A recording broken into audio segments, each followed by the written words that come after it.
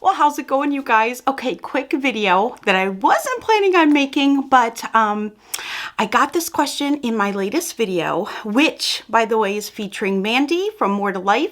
If you haven't seen it, I will link it up above for you guys in an iCard. Go check it out. But I thought the question was really, really good, so I wanted to answer it. It's a great newbie, beginner canner question, and it's about how do you know if your jars have sealed? Okay, so I try to find all the same jars with different lids to kind of show you the difference here. Her question to me was, she was told to use a spoon and to tap on a jar to see what sound it made to see if it's sealed or not. And I told her she didn't need to do this. First off, tapping on it with the back of the spoon can actually, depending if you tap a little too hard, can actually pop your seal. So we'd never want to use a spoon. You don't need to. I'm going to show you how you're going to tell if your jar has sealed or not. Okay, so for most folks, you're going to be using a metal top lid, also known as a button top. So when it's not sealed like this, you're going to see that when it's not sealed, it's going to make a sound. Do you hear it? Now, if you can see there, that's why these are called button tops. Do you see in the very center of that lid that it has a button that kind of is popped up? Do you see it? I'm hoping you guys can see it. So when you can successfully and a jar has sealed successfully, that little button top right there is going to get sucked into the jar, and it's going to be very tight and very taut.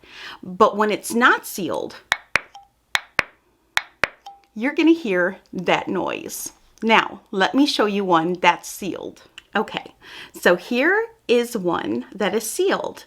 And do you see that that button has now inverted and is sucked inside the jar? So it's actually indented a little bit there. Now, when you push on this, there's no sound. It also has a different sound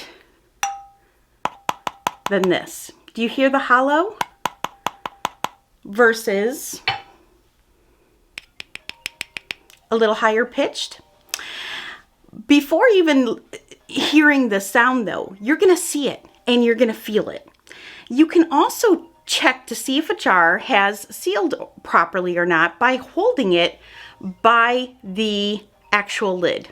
Okay? And trust me, if it's not sealed, that lid's going to fall right off.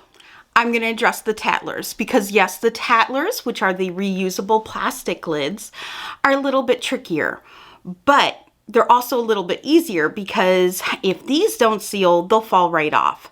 Now, you're also going to notice that in a Tattler lid, there's really no indent. It's pretty flat.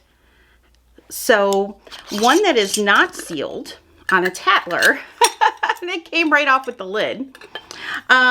When you go to test this, okay, let's put the seal back on the lid here. There we go. When you go to reach for this, it'll pop right off like that. I have had Tattlers that didn't seal on me and the lids come right off, okay? Now I'm going to show you one that's sealed. Now it's going to be a little harder to tell, but do you see the indent there? These Tattlers do indeed, at least the new Tattlers, these are the Easy Seal Tattler lids.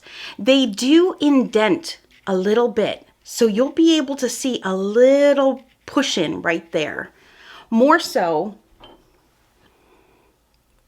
than one that doesn't have any.